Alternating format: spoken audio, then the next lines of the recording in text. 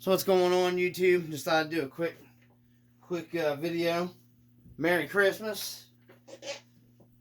Finally got a little bit of break time from everything with the family and stuff to come down and do a video.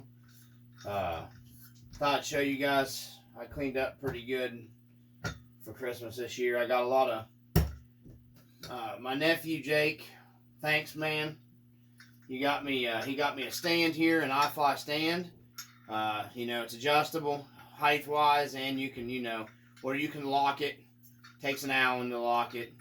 Tighten it down, work stand. You can use it for a display stand, work stand. It's going to be my work stand.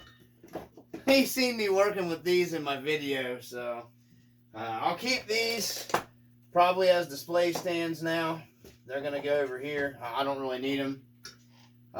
The wife got me a bunch of cool stuff. I got another 4-way on and off switch, power. This is gonna be going on the Scout, so I can run lights, winch, and my top light bar, and leave me one open for if I want to add something else to it. I think these are worth the $6 that they cost. Free shipping and $6, man. I think you can't, personally. And then you can always turn your lights, toggle every power off, toggle your other stuff on and off if you're not going to be using it. So I'm going to be hooking that up on the Gen 8. I got the red kit, the 16. The wife got me the 16 LED light kit for Christmas. I'm not sure I'll be going with using that in the Gen 8 that I'm running right now, because I've got a light kit that I like. I'm not even real sure. I think this is one of the ones that does the turn signals and all that stuff. I'm not real sure. I got to get into it and look at it. If it's not, then I know this one does the brake lights and everything. When your drag brake kicks in, your brake lights come on. I don't know. I'll look more into that later. I like the light kit that I have in there now. It's working out pretty good. So, wife also picked me up front and rear servo cover for the front, and then I'll probably run the one in the front. The rear I probably won't. Picked them up pretty cheap online. I don't know what brand these were, but you can get these ones that say like 4x4 in them. I don't know. I'm gonna run them and see what they're like.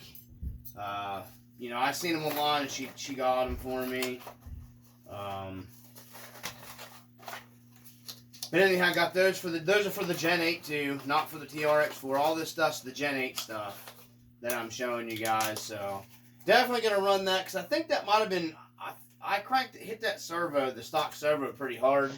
So I'm definitely gonna run the one in the front. I got my buddy turned me on to this roof rack, and it is heavy. It's steel. It's a roof rack, and it has like the scale hella lights that go through here, and it has the bar at the top, rollover protection. You got to assemble all this. I'm going to be putting this on the Gen 8. It's a real nice roof rack. I'm not going to take it out, but there it is in the package. Like I said, it comes in, you can turn it. It's got the LED. You got to build it, the hella light covers and all that stuff. This is real scale. This is something like you would see. You wouldn't see the hella light covers. They would have KC light covers on them back then, but I really dig the hella lights, so that's close enough to, personally, for me. Wife got me that for Christmas. I got the heavy brass counterweights for the Gen 8 portal covers. You guys, that's almost a must. TRX4, I'm running 2 of these in the front, just the regular ones in the rear. But I'm going to be running this on all 4 corners, to counteract the weight that I'm putting, up top here. So this will help with that. These are on Amazon cheap. I think these were like maybe $20-some for all 4 of them. Same company. The Benedict Harry, I think's the name. They fit perfect on my TRX4. I can't see me having any problems on the Gen 8 either. I'm going to be getting those on, but I'm running the counterweights on all 4 corners on it. So those will be going on the Gen 8 build. I picked up another 35 kg steering servo, and I'm going to get me another one of these. I'm actually probably going to get me a couple of them and put them back for extra spares. I really like these 35 kg servos. I've been pounding on the one on the TRX4. It's got several runs in it now. It's held up fantastic. You know, I turned my end points down a little bit on it. You know, it's like 1,000 million times better than the stock Traxxas servo that I have over here. You know, this is the stock Traxxas servo out of the TRX4. You know, this thing's like 10 times the, you know, speed and power that it has. So, for like, I found this online. I got a good deal on it. I think it was, I get like 23 or 24 bucks for these. Guy sent me a discount on eBay. I'm going to keep buying them because they're, you know, I like these servos. These are fantastic servos. It's working great on the TRX4. So this is going on the Scout. Because the 25 kg that I have on there now is just basically like a stock replacement. And it didn't have the power that the stock 25 kg Red Cat servo had. I think it has the same amount of power, it's not as fast. So I'm taking it off. It'll go in the spare box. I got some scale, you know, one extra scale accessory, kind of like I'm running on the TRX4, like a sleeping bag or whatever. Can go in my rack. I'm still waiting on more scale accessories. I got more scale accessories coming. It's going to be going into this. I picked this up the other day. This is something I'm not 100% sure what I'm going to do with this yet, but it goes in your receiver. It's metal. It's real light for being steel. Comes with all the mounting hardware. It's from Injora. I got it off of, I actually didn't get this off of Amazon, I don't think. I think I got it off of eBay. I think eBay was cheaper. No, I'm lying to you. This was Amazon. I went ahead and paid more, $1 more. That's what it was on Amazon for this. Injora. It's like, you know, like you just like a carrier slide in your receiver hitch, and then you can put like, you know, items in it and stuff. I mean, a lot of guys that deer hunt, you know, they'll put their, you know, their deers and stuff in the back of them. I've known a few guys, you can get these big enough to put dirt bikes in even and stuff like that. So, you know, I'm not real sure what, I'm probably going to be putting like a bike in here, like a mountain bike and some other scale stuff in this thing for the Gen 8. Like I said, these are just mainly trail trucks for me. You know, I can just be able to remove this real quick if I'm going to be doing any kind of like, you know, serious trailing or anything with the Gen 8. So, some performance stuff that I got, I had to cut. I bought my daughter a Hobbywing 1060.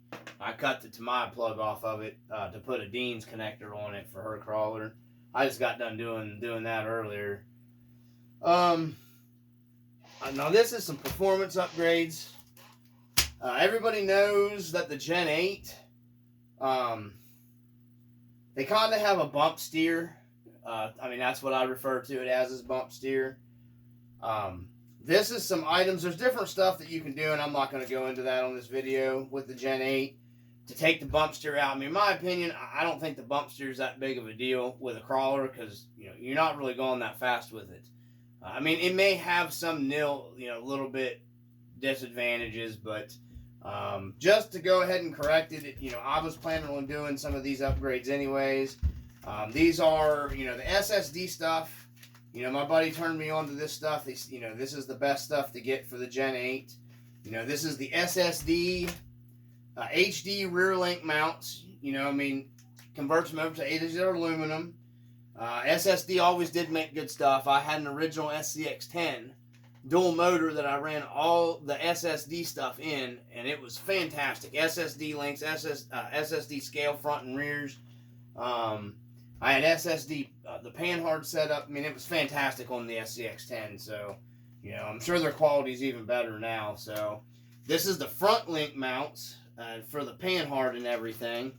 Because the Panhard, for sure, this Panhard mount that sits right here, okay, it's crap on the Gen 8, honestly. Just a little bit of running, and mine's already starting to get worn. And it actually, you know, it causes slop in your front, and you'll lose steering angle. because of this Panhard. You know, exo caged. There's a video on there you can go on his channel, and he shows you how to take, you know, straighten a lot of that out, making a brace. What I'm gonna tell you here, of course, I learned this from I think it's Jose Canseca. I think is his YouTube. Of course, I mean, I watch his videos and everything. I know he watches mine. You know, cool dude, and he helps me out a lot. He turned me on to this stuff, and there's some other channels on YouTube you can research this at. But what he found, the ProTech RC, okay, low profile. This is a low profile steering horn, okay. If you go with this ProTech low profile steering horn, okay, this will pull. And I don't know if you necessarily have to run these.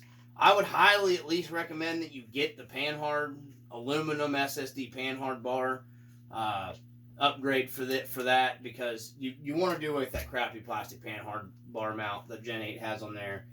It's not very much running, and it gets play in it, guys.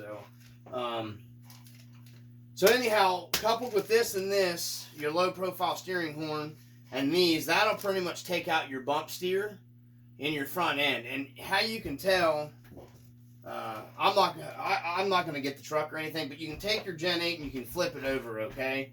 And you can push down and load your front suspension. When you get down there, you'll watch your front tires and you'll see the bump steer. It's easy to find it in the Gen 8. But with this low profile steering horn and everything, it moves your Panhard bar link and your, you know, steering servo and all that stuff. Your links are all parallel to each other, more like the TRX4 is.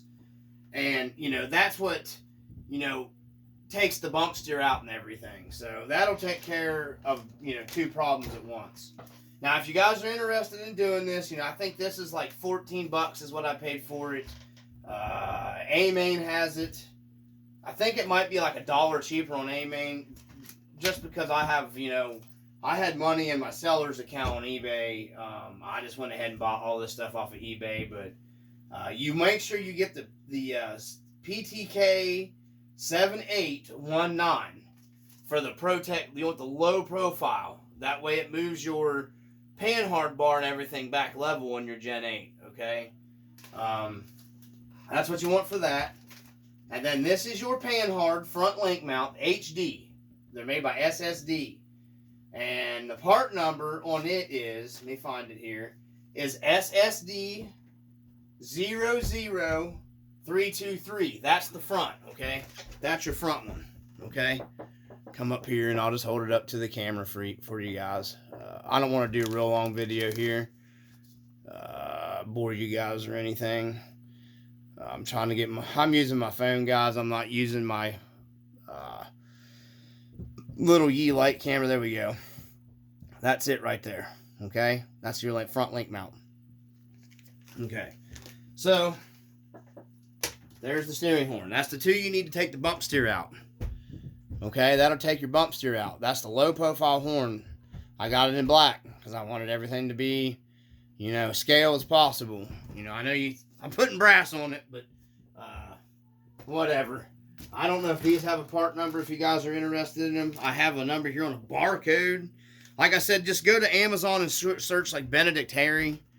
I don't know if you can search that part number or not. X002MYK4GD. These are, you know, I don't have any problem with fitment quality on the TRX4. I can't see any problem with the Gen 8. But we'll be doing an installation video when I go to put those on, so you guys will know. And then these are the rear HD SSD links. Because I went ahead, if you're doing the front, you might as well do the rear. These aren't that expensive. I think they're like $14 for the rear, $14 for the front, or $15, something like that. Personally, in my opinion, it's well worth it. These are the HD rear link mounts. Trying to get the camera to focus. SSD 00321. Okay, that's for the rear. And see, these things key in and hold tight. So these are a lot better than the factory. I guess the rear, it's not really this isn't going to improve your performance, but durability on the trail and the truck and everything, you know, they're nice aluminum. So, in my opinion, that's still a performance upgrade. That's just how I feel. The last thing that I got here for you guys, and I can't tell you whether they're good or not because I haven't mounted anything up. I have my friend, the same friend that turned me on to this stuff, okay? He says when he was tightening these down, these are Injora white spokes is what they are. I don't have a part number or anything for you guys. They're heavy. These are super heavy. If you guys want a lot of weight down low, okay, these are what you would want because these things are heavier than my brass. Now I don't have the grams or anything, kilograms or anything like that on them, but we'll take them out of the package here. You know, they're basically like the RC four-wheel drive, and you know, he said when he was tightening his screws down on his and stuff, he was chipping the paint really bad on them. I mean, personally, my RC four-wheel drives, you guys see me do them, the paint's chipped off of them too. Personally, myself, these look like they're exactly like the RC four-wheel drives myself. I mean, and these are cheap, man. They're like $24. You know, they got these are the 1, 2, 3, 4, 5 bolts. So, you know, all your RC four-wheel drive 5-bolt adapters should bolt right into these two, I think. But yeah, I'm not sure. I got these, and then I went with the deep dish spokes. The only thing that I see major of a difference between these and the RC four-wheel drive spokes are my RC four-wheel drive spokes have more of a glossy finish on them. But here's the thing with this stuff. My brother powder coats, and he has a pretty nice powder coat set up. So, you know, if this crap starts chipping away at me and stuff, I'll just sand all this crap down. And, you know, I'll have them powder coat them white. So, you know, it's no real big deal to me if the paint chips off of them. Fact of the matter is, if it, you know, you want to go cheaper and you don't have anybody that powder coats or anything like that, you could even take these and sand them down really good. You could hit them with some really good automotive-based primer, etching primer, and then wet sand your etching primer. And I guarantee you hit this with some really good enamel, not too base coat, clear coat bullcrap or anything like that. Go to the store. You want oil-based, Rust-Oleum, high gloss. I painted a whole Jeep in it, guys, and people thought it was a $3,000 or $4,000 paint job. Perfect for these wheels, okay? And it ain't gonna chip off, believe me. My Rust-Oleum paint jobs get scraped in and out of Bayou brush stripes all the time, and you can't even tell it. You know what I mean? It's really enamel based. You know, it's like they use for like the old machineries and stuff, like tractors and stuff. So that stuff, it holds up, okay? Because it was built, you know, that oil-based enamel stuff. You know, if you can get your hands on it where you're at, that's what you want. I mean, that crap holds up to use and abuse. So, anyways, that's what these are, something like that. So you could go powder coat. I could go powder coat, laser paint it if the paint chips off. It's no big deal. You know, for what I paid for these, I think the standard ones are maybe like, I don't know, 60-some, 70-some bucks for the RC four-wheel drives. These were like $20-some shipped, and I got them, I don't know, it was like 2.5 maybe weeks shipping. Yeah, it wasn't too bad really, but I don't know what I'm going to end up doing with them now. I got them originally, was going to run on the Scout. I like the deep dish ones because it sets my wheel out almost perfect the way it should be, because the Gen 8 has that problem with the wheels rubbing the links anyways. These may sit out farther. These may have more of a back spacing. I think maybe negative backspacing. I can't remember. Negative, positive. I can't remember. I should know that with all the Jeep crap that I do. But anyways, yeah, these might have more of a backspacing than the factory wheels and tire, or the factory rims. So I'll just have to mount it up. You know, I'd have to mount a tire to one of them and then put it on there to look and see. And then of course you can always buy your hub extensions or, you know, whatever you wanted to do. So I may end up running these anyways and taking the deep dish ones off to have more counterweight down below.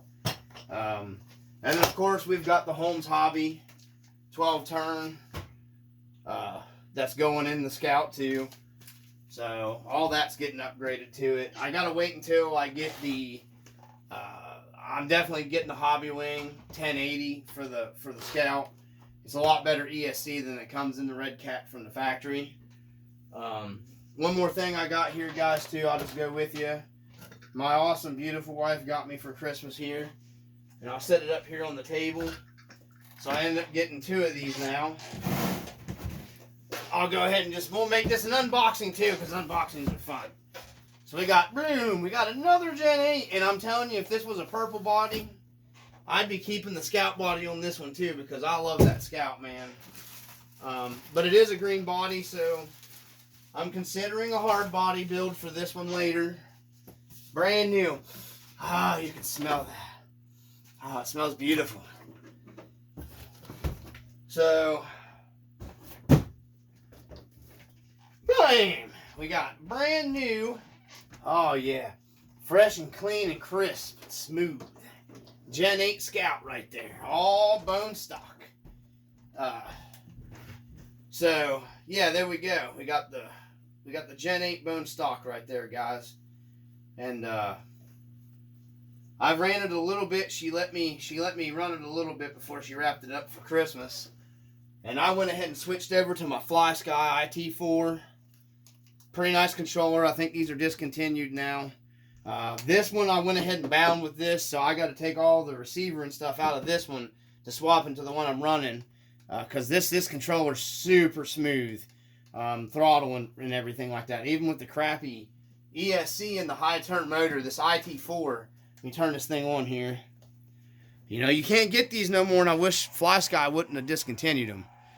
Man, they got, let me get they got the light pin here. You can go through all your settings, okay? Man, there's everything in here. You know, your endpoint adjustment, sub trim, steering exponential, your steering speed, a steering mixer. You can do the full-wheel steering and everything crab walk stuff. Throttle control, the throttle exponential, your throttle curve, ABS, throttle speed, your idle. Then you go, let me go back here. You can manually change everything here and view all of your, you know, your graphs for your, you know, all your channels and stuff. Go back in your settings. Sorry, the camera's moving. Then you got your throttle idle up, man, for like warming up nitros and stuff. An engine cut.